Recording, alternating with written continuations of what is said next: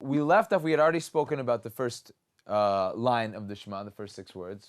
Shema Yisrael Hashem Elokeinu Hashem Echad. And then we talked a little bit about Baruch Shem Kavod Malchuso Leilam V'ed. I told you guys I'm going to share with you a little snippet, something extra to think about when we say Baruch Shem Kavod. May his kingdom, glorious kingdom, be blessed forever and ever.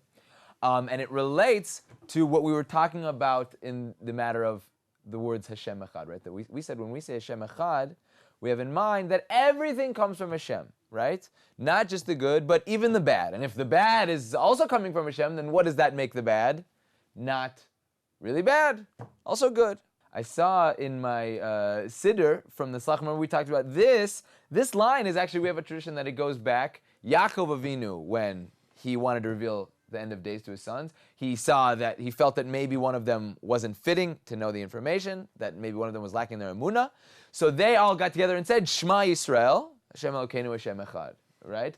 Showing Yaakov that they're all united in their mission. And we say the same thing that us, when we say Shema Yisrael, we're saying also to Yaakov Yisrael, who our tradition is that he never really died, that we're also united in our emunah, in our belief in God, and believe that everything happens for the good, right? And Yaakov Avinu, we said, responds with Baruch Shem Kavod Malchus Olam Ved. So I saw a parish from the Slach in the Vilna Siddur. It says something very interesting, that we say, very interesting idea, that this world, there's a lot of times in Chazal where you'll see this world is not like the next, and it tells you what's going to change, something about this world and how it's going to be different. It says, in this world, we read the name Hashem as Yud Kei Vav Kei, right? Everyone sees how we, right? This is the name that's read, it's not actually said.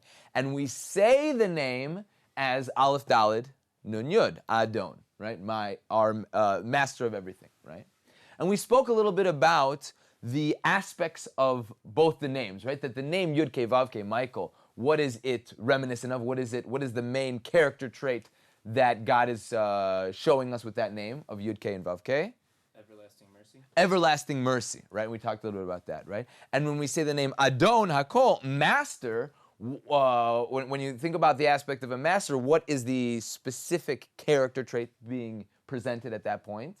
It's the one who takes care of you. It's really, we say it's din, judgment, right? That a master, when a person is serving his master, he knows that if I don't do what the master tells me, there's going to be punishment, right?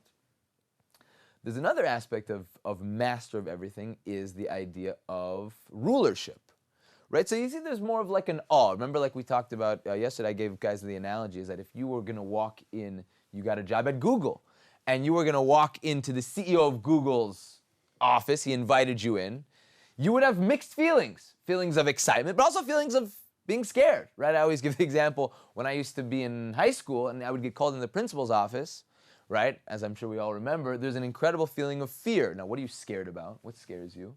Is that this principal can really do whatever they want, right? They can't do everything, but they can kick me out of school, and that creates a feeling of fear, right? So that's a certain aspect that we should have with Hashem, a certain aspect of fear that we should have in relation to Hashem, that he can punish me for the wrongs that I've done. And sometimes he does. So we say that in this world, we read the name of mercy, but we say the name of judgment, master of all, right? But in the next world, as we said Rashi's Pshat in the Shema, and we also say it at the end of Aleinu, Bayomahu, on that day, we're talking about the end of days of Mashiach, yeah, Hashem Echad, Hashem will be one, Ushmo Echad, and his name will be one. The name, how it's read and how it's said, will be the same. That in the end of days, the name of Hashem, how it's in this world, it's read one way, said a different. In the next world, it's going to be read and said the same. The name Yud Kei Vav Kei. The name for what aspect of Hashem? Mercy, right? So, what does that mean? Well, judgment's going to be over.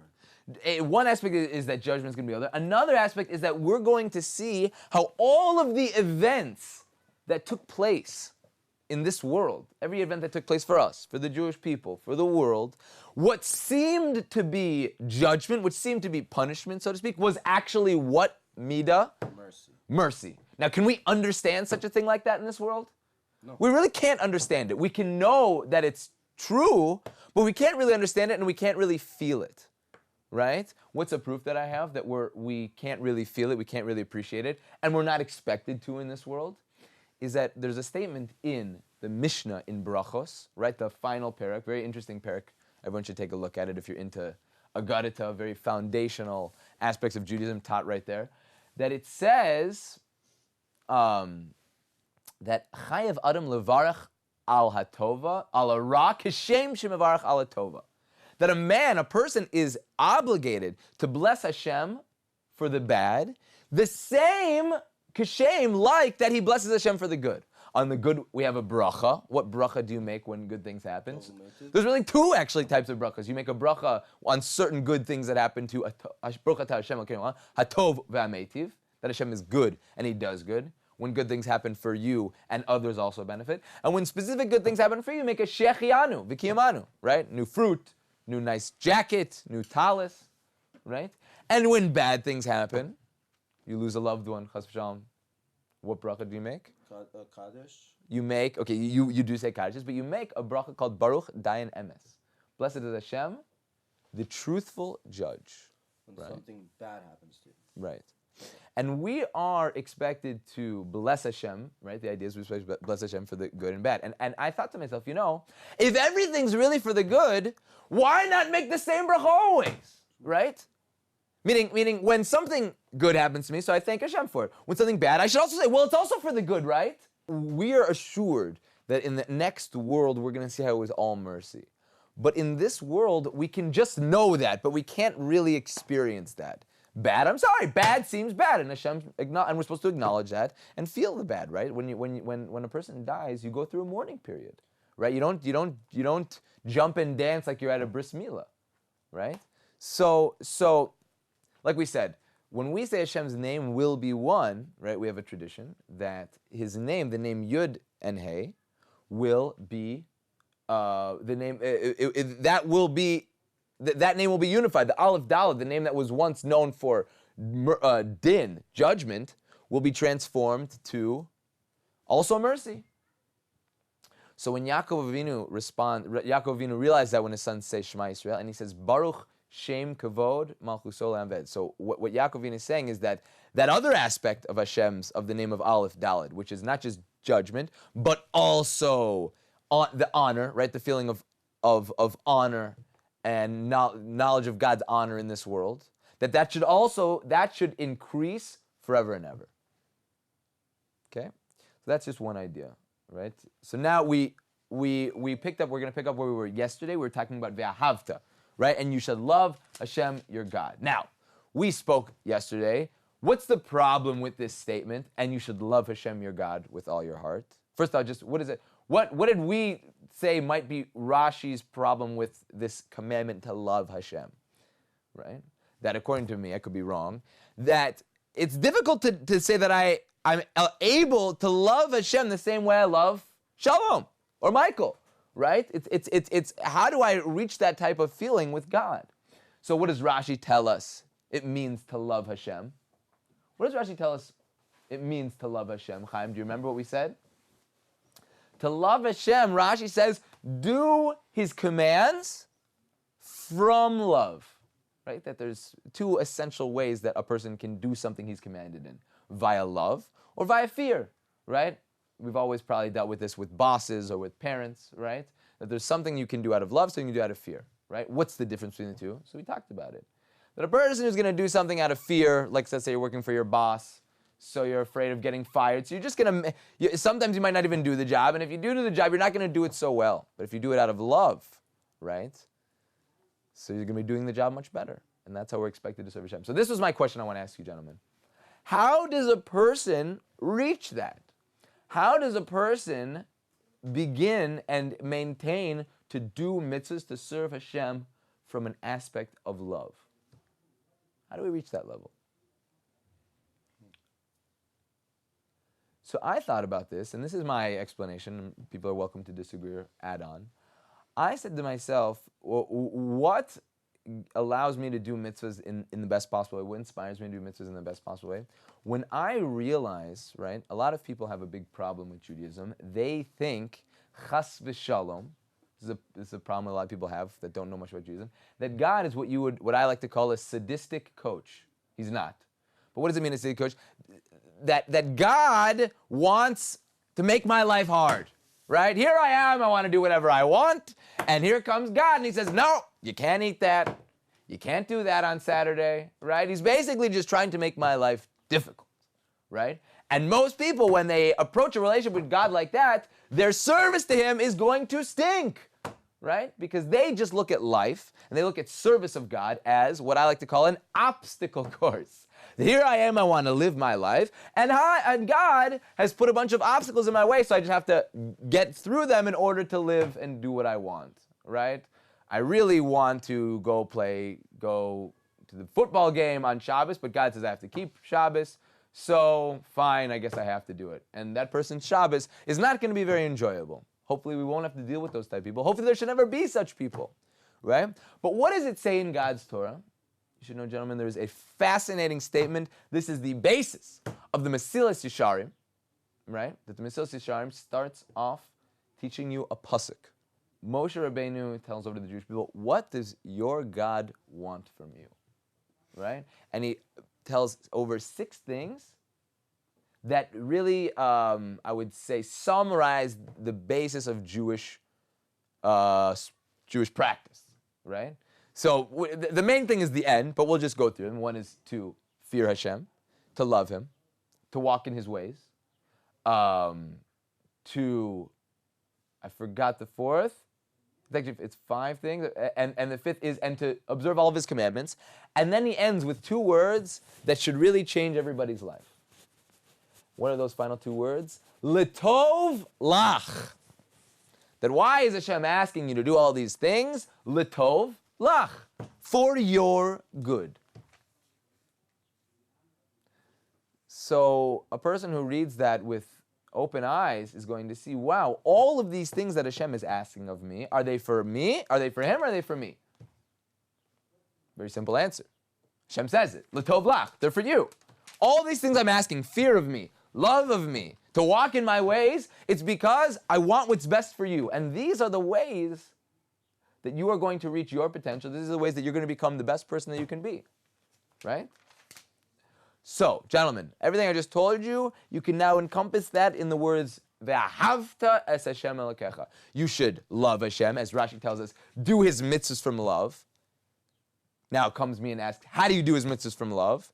So the answer is realizing that every mitzvah that I do, Hashem gave to me for my own benefit, right? Now that's going to change a person's service of God in 2 ways. One, he's going to really enjoy it.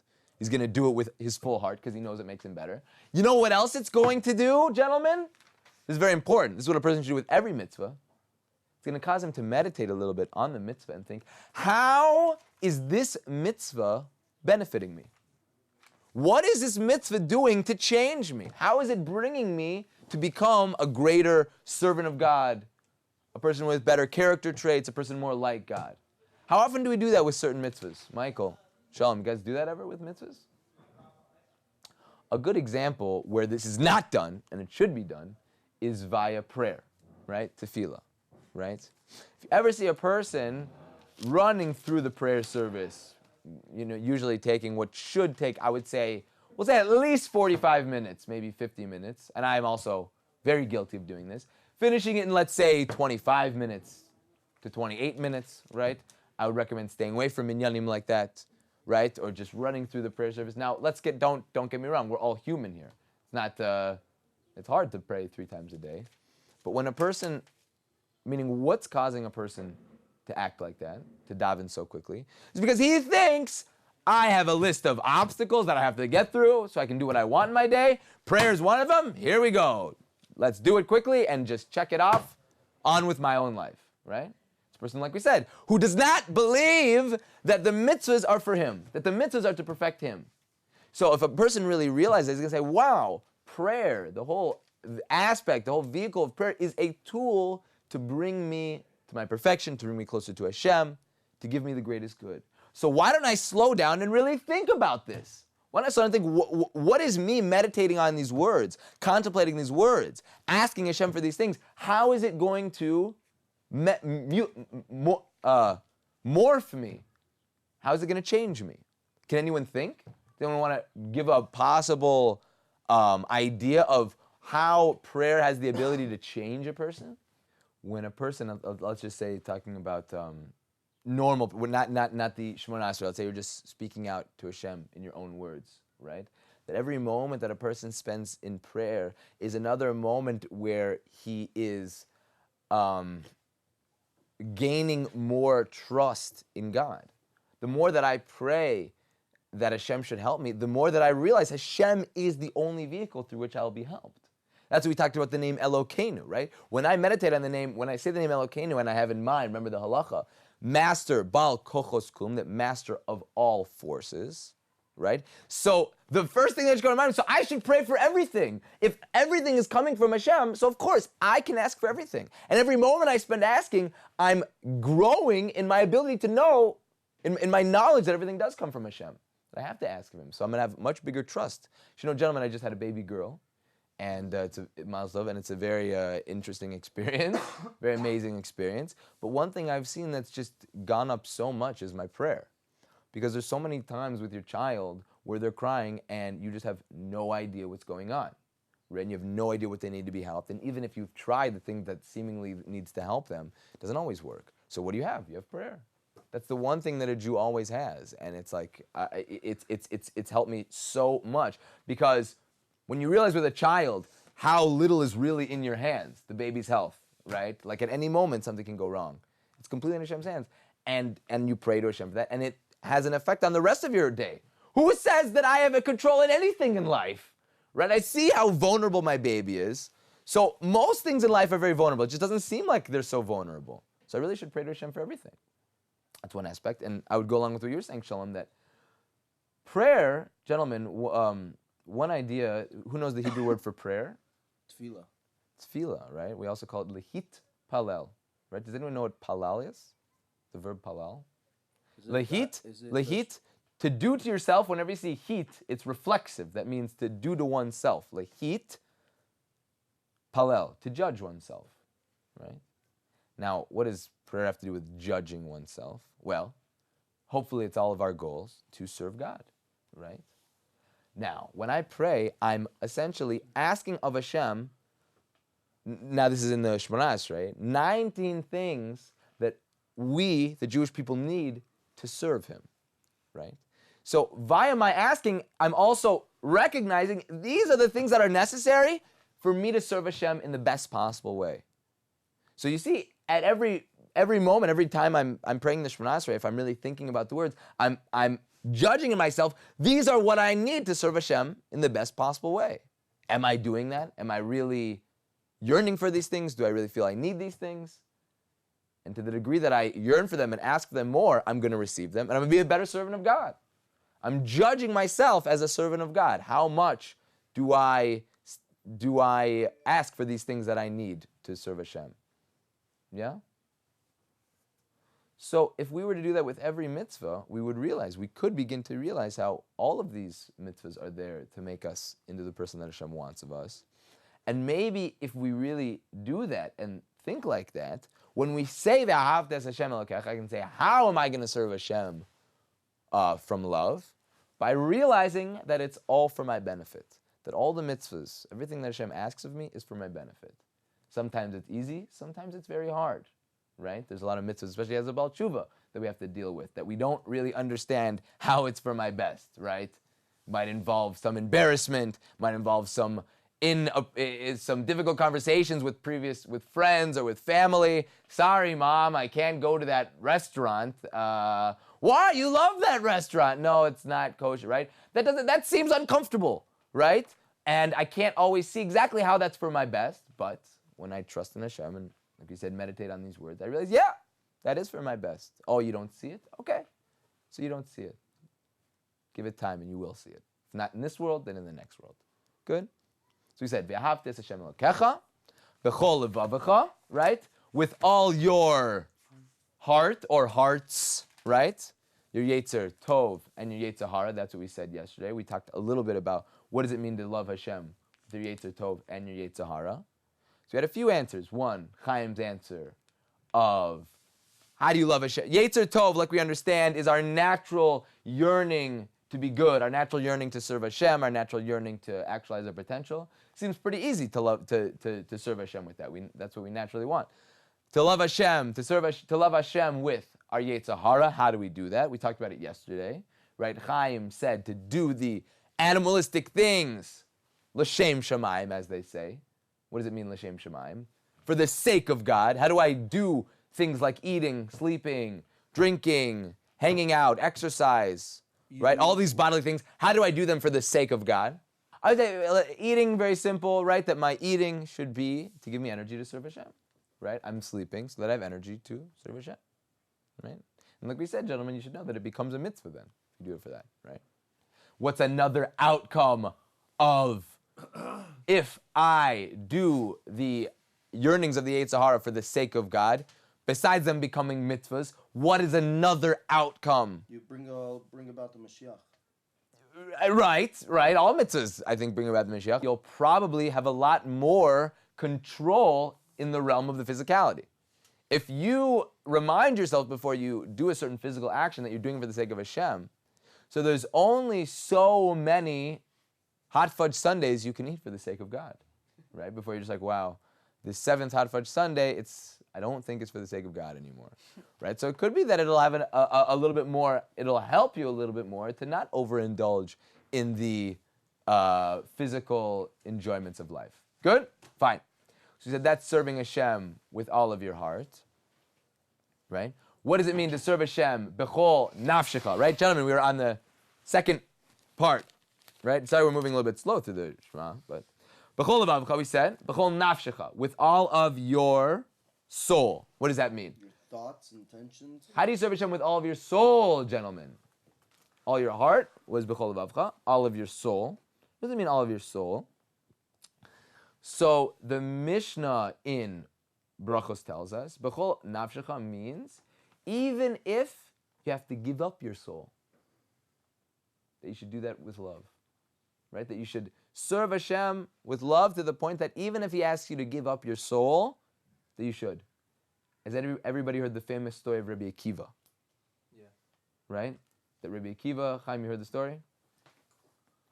Right? Shalom, you heard the story? Right, just very basic, that Rabbi Akiva, he gets taken by the Romans for teaching Torah, and he dies with the words of Shema on his lips. And his Talmidim say, Rebbe, here also, right, that here is when you're saying the Shema. It's exactly a question what exactly his students are asking him there. We won't go into it. But Rabbi Akiva answers, all my life I've been waiting for the moment that I can give my life for Hashem, right? So we should also, when we say these words, right, you actually have a mitzvah. I'm not sure if it's, right, it's a good addition to your Shema, besides all the attentions I told you. But when you say these words, Bechol Nafshecha, they should actually have in mind that I would give up my life for Hashem. If the opportunity had to come up, we don't hope for such an opportunity to come up, but if it does, that I would give my life for Hashem. And our sources tell us that if you do that, that it actually counts as you doing it. That in the heavenly realm, a person can get the reward, so to speak, of actually doing that. Good. V'chol nafshecha uv'chol me'odecha. Right, me'odecha. Interesting word here. What is me'odecha? What's me'od? Very much. Me'od usually means very much. Like tov me'od. How are you? I'm tov me'od. I'm very good. Right? So the sages, right, we all agree that this is a kind of an interesting word. Serve Hashem with all of your varies. Right? That's seemingly how it translates, but I don't know what that means. So our sages teach us. Everything you got. What's Your that? Resources. With everything you got. Okay, so Shalom looked at the English, all of your resources. Okay, so the Mishnah in Brachos teaches us, two things. First explanation of this word means all of your money, right? That a person is expected to give up how much money for a mitzvah's aseh? For a mitzvah, for Hashem tells you, I want you to shake a lulav. I want you to blow a shofar on Rosh Hashanah, right? How much is a person expected to give up if he has to? What's that? What they can afford. Up to a fifth, right? To do a mitzvah's aseh, a fifth of the amount of money he has. And in order to prevent a los aseh, someone says, eat treif, right? And you say, I'll give you my money. They say, oh yeah? I want this amount. So until what amount are you supposed to give? You have to give so that you don't have to eat. So you have to do a negative mitzvah. All of it? All of it! All your money. In order that you don't have to do a negative mitzvah. We should not, listen, we should never have to be involved in such a case. But like I said, gentlemen, just to have this in mind, that I would give up all my money, right? Because like I said, gentlemen, like we already talked about, there is nothing greater than the mitzvahs, right? We don't realize that. We don't see that. But we're taught that. That is our tradition. That it's worth much more than billions of dollars when you get to put on tefillin for one day.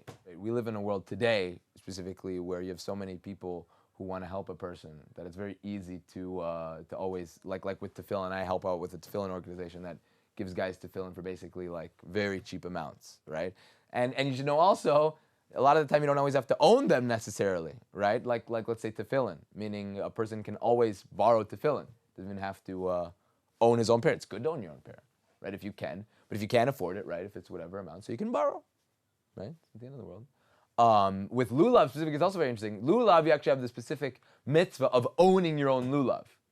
The first day of Sukkot, it says lechem, take for yourself. So if you don't have a fifth, that's lulav. Oh, let's say you don't, and for whatever reason you can't get a cheaper lulav, so you can have a friend of yours who owns a lulav, give his to you on account that you give it back. For the time that you did the mitzvah, that you say to your friend, right? The Gemara talks about this, that you don't have a lulav, and your friend's got this beautiful one. It's funny because sometimes people just do this. People buy their own, but they see the guy who's got the really great lulav and etrog, and they want to shake his. They want to do the mitzvah with his because it's just a better. So they say, give me your lulav and etrog on account that I'll give it back to you after I'm done the mitzvah with it. And that also counts. Another explanation is me'od from the lashon mida, which means measurement. The Gemara, the Mishnah teaches us, with all mida umida, with every measurement that Hashem measures out to you, bimode me'od. You should give thanks to Him a lot. Basically, all the things that Hashem sends your way, that you should express a thanks to Him for it, right? Because like we said before, that it's all for our good, it's all for our benefit. So those are the three aspects of loving Hashem that we're expected to do. Gentlemen, that's one of the most, these two lines from Shema Yisrael until now, these are some of the most essential points of the Shema. Right, so there's a few more points I want to point out just in the first paragraph. And then we'll move on to the second paragraph. And these words, Asher Anochi Mitzavach Hayom, which I command you today, these words should be on your heart. Right? That a Jew should live these words. It shouldn't just be what you read. That these words should be on our heart. Now, very important. If we look in the Shema, let's take a look. Beautiful Rashi here. Remember what page we're on in 72. It is, right, so let's look at Rashi here. Now remember, the simple question to be asked, love Hashem with all your heart, with all your resources, and these matters that I command you today shall be on your heart. Now the question is, what's with this word today? Right? Hashem commanded us, right, when Moshe told these. Does it mean only that day? Oh, very good. And that's what Rashi tells us. That when God uses the lashon hayom, right, that this is upon you today, that you should look at these matters as if they're new, fresh, exciting, right? As if the Torah were given today. Not like we see with our brethren sometimes, that sometimes the mitzvahs can seem like burdensome and old and boring, right? That we should look at them fresh every day as if I just got this mitzvah of the Shema today. And you should know, gentlemen, Rashi, there's another beautiful Rashi in Masechet Brachos that, what do we say? Basically, the more that a person looks deeply into something in the Torah, he's always going to come up with new, fresh ideas, right? That's why a 5-year-old child and a 99-year-old man can be reading the same line in the Torah, Because a 5-year-old child is just trying to get the basic words. And the 99-year-old man is 99 years been reading this and going deeper and deeper into the meanings, going deeper and deeper into how this relates to my life at this point in my life. That every aspect of the Torah, all the commandments, when I look at them with a new day, I can come up with new understandings of it and new lessons that it's supposed to teach me about my life and my service of God. So that's how we should look at the Shema for sure, and all mitzvahs really. And we're reminded of that when it says, these matters I command today, right, shall be on your heart, right? Good. And we say, Veshinantam levanecha. Very important line here. Veshinantam levanecha. What does it mean, Veshinantam levanecha? Teach them to your children. Now, how do you say the word teach? Isn't it milamed? Lelamed. Velimadeta. Velimadeta, right? So what's this word? We're translating it as teach. It's really to change. Change them to your kids. Change up. Well, no, the truth is that this word also can mean teach, but it's really from the Lashon shane. What's a shane? Tooth. A tooth, right? So you shall teeth them to your children. No, so what does that mean? One idea that's given over here is that they should be sharp. They should be sharp in your mind and on the tip of your mouth, like your teeth. That when your child asks you a question, now it doesn't have to always be your child. It can be your students. It can be people who you're teaching. That when they ask you a question in the Torah, that it's on the tip of your mouth, like your teeth. Right? Your child asks you a question, Daddy, why do we do it like this and not like this? Oh, I have the answer right here. You don't have to be gam game. It's not mevalvel in your mind, not confused in your mind. That we have a mitzvah not only to learn Torah, but that the Torah is on our lips, that it's so well known in our mouths, right? So if the Torah matters to you, so the words of the Torah, they're going to be on your lips, and they're going to be at the forefront of your mind to be able to tell over exactly the halacha, right? So you see, that's how important that is. Right? Okay, and you'll teach them that v'dibarta bam, and you will speak in them, right? So now, most people, the basic understanding is this means you shall speak in them in the words of Torah. That the words that you speak over should be words of Torah, right? That the words of Torah should be your main thing. That when you get together with your friends, the main thing that you guys are talking about is not how silly things, right? The main thing should be Torah. Should be a class that you heard or something that you were learning, right? Now I know this is a very hard thing, but like once again, these are things that we have to strive for, right? Doesn't mean we can't talk about anything not Torah related. I mean, if it's Lashon Hara, you're not allowed to talk about it. But okay, it doesn't mean you can't talk about the basketball games. But the main thing, right? The main ikr thing on your mind should be that. And you should know, gentlemen, it's not just a Jewish idea. I mean, with Torah it is a Jewish idea, but I heard one time there's a famous non-Jewish statement, and you see that Jews really try to exemplify this, that it said, small people talk about people, small things. Bigger people talk about events. And the highest people, let's say the most intelligent, the greatest people, they talk about ideas, right? Not even a Jewish statement. But you see here, v'dibartabam, speak about the Torah. The Torah is essentially ideas, right? Ways of life. And the way that we'll be able to do that is if we know a lot of Torah, if you only know a little bit of Torah. So it's going to be hard for you to talk about Torah all the time. But if you spend 1 to 3 to 10 years at Rosh Hashanah, so you know a lot of Torah. Okay. V'dibartabam, another cool trick here, gentlemen. V'dibartabam, speak in them, right? So a lot of say this is alluding to the Shema. Where do you see it? Bam. What is the gematria of bam? Bet. 42. Mem is 42. What else is 42? The meaning of life. The meaning of life. It's also the amount of words in this first paragraph. 42 words. Speak in them. Speak out the words of the Shema. Right? Wow. When you sit in your house, when you walk in your way, when you lie down, and when you arise. Right now, let's just get halachically. This is how we know. This is where we base the mitzvah of saying the Shema, the time of lying down and the time of arising. So until what time, gentlemen, do you have to say the Shema in the morning? There are 3 opinions. What is the opinion that we hold by? Third on. You have until the third hour to say the Shema, right? And just a little bit of technical details, gentlemen. That nowadays is around 9:30, right? When you're told by the Gra, it's around 9:30 in the summertime. So what does that mean? That means you wake up, let's say, hopefully you'll wake up, you'll be able to go to Shachris like a mensch, right? And you'll for sure make those times. But a lot of time, I don't know who would do this, but sometimes you don't wake up till, let's say, 9:25. Whoa. So what do?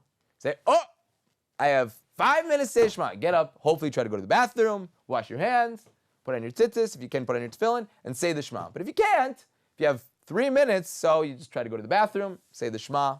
If you really have to, just in your bed, you should do this kind of, because you're supposed to say Kriyat Shema, you have to wipe your hands, you have to clean your hands in the morning. But even if you won't have time for that, you can just wipe it on your sheets, wipe it on the wall or something, right? And just, bam, Shema Yisrael. But, okay, so, Kel Melech Neiman, right. So, but hopefully it shouldn't come to that. But if it has to, okay. But hopefully it shouldn't come to that. Good? Okay, and they should be a sign on Ukshartem le'ot al yadecha. There should be a sign in your hand. V'totavot beinecha. There should be totavot between your eyes. U'dam mazus beisecha u'beishrecha. And you should write them on the doorposts of your house and on your gates. Good. That's the first paragraph. Shema. Good. Second paragraph, gentlemen. Anybody remember where in Deuteronomy this is? In the second parak, the first mishnah of the second parak of Brachos. So we say, why does this paragraph come after the first? Because in the first paragraph, we take on the yoke of the heavenly kingdom, right? The knowledge of God, right? That he runs everything. And in this paragraph, we take on the yoke of mitzvahs, our obligation and our being makabel, taking upon ourselves to do God's mitzvahs. So now, the essential aspect of this is that before you start saying this, you have in mind, with this paragraph, I'm taking on the yoke of mitzvahs, right?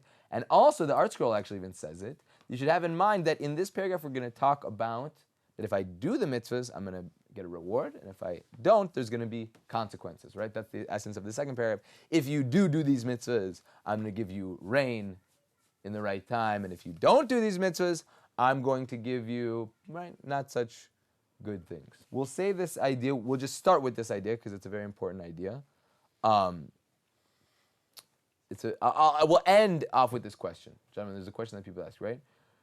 Remember, we actually said it in this class, we have a tradition that schar of a mitzvah, ba'al malaika, right? That the reward for mitzvahs, there is no reward for mitzvahs in this world. Right? We have that tradition. There's no reward for mitzvahs in this world.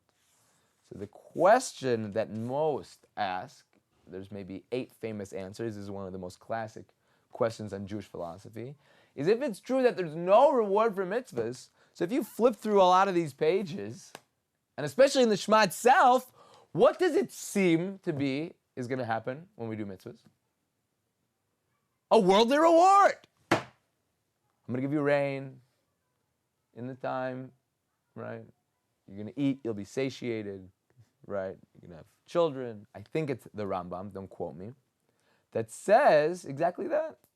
That these are not rewards, right? That Hashem, our relationship with Hashem, in one aspect, right? Remember, like we said, we have to look at examples in this world and have them teach us about the spiritual world, is one of, I think I've asked you guys maybe this question before. Imagine you were working for a very high-powered marketing agency, right? Not marketing, you were doing sales for a certain company.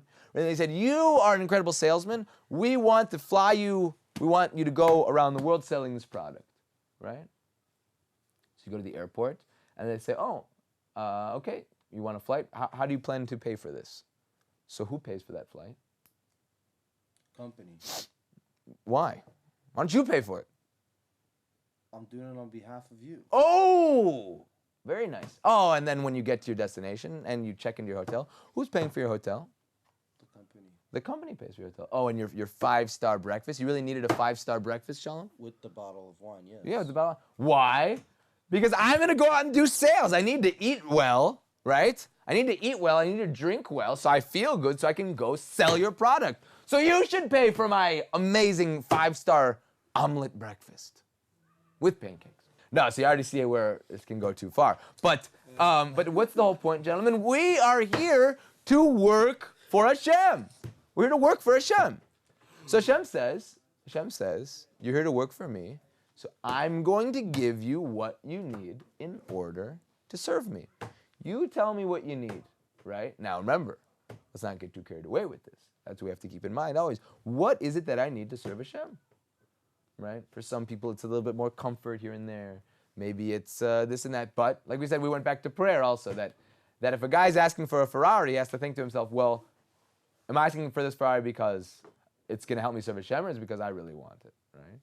That we should try to guide our lives thinking that everything I need, I want to use for Hashem. So if me or my family needs a certain thing, I need it for Hashem. So all of these rewards that Hashem is giving us, they're not rewards. They're merely, okay, so I want you to go sell my product, so I need to fly you. So I need to keep you in a hotel. Hashem says, I need you to do what I'm asking you, so I need to feed you. I need that there should be rain. I need that you can, need to support you, right? So that's one of the very basic answers for this second paragraph, where we seemingly are talking about rewards and punishments that I'm giving, but they're not actually rewards. They're essentially just ways that are going to allow us to continue to do what Hashem asks of us. And the real reward is going to be in the next world.